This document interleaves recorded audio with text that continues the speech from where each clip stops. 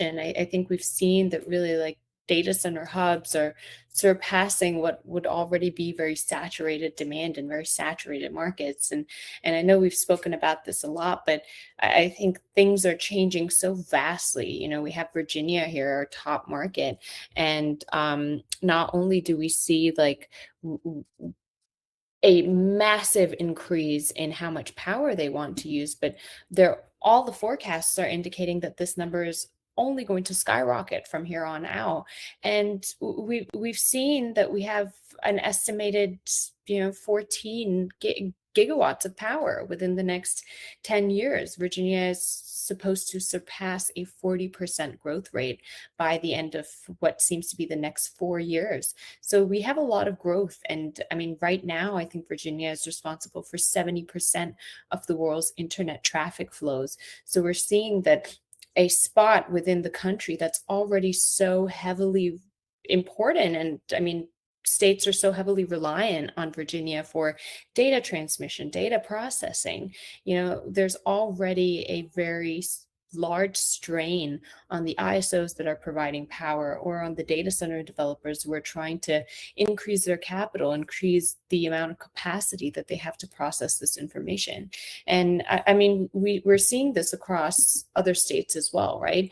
We have Texas here, and Texas is also supposed to grow multifold, where the energy is going to surpass what seems to be 10,000 megawatts. So easily by the end of 2030, we're seeing a lot of growth in the region. And this doesn't even mean, I mean, sure, Texas is a huge state, but this doesn't mean that growth is limited to the already existing hubs of Dallas, Fort Worth, Austin, Houston, San Antonio.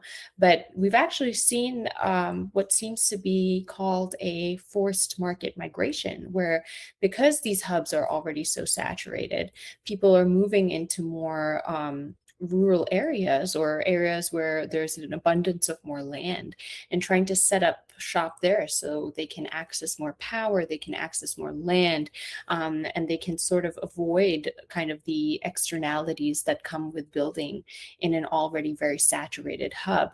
And we've had major players enter the market in Texas, which now seems to be a really big hotspot. And I think, I mean, just off the top of my head, because it's also in this presentation, we have Stargate,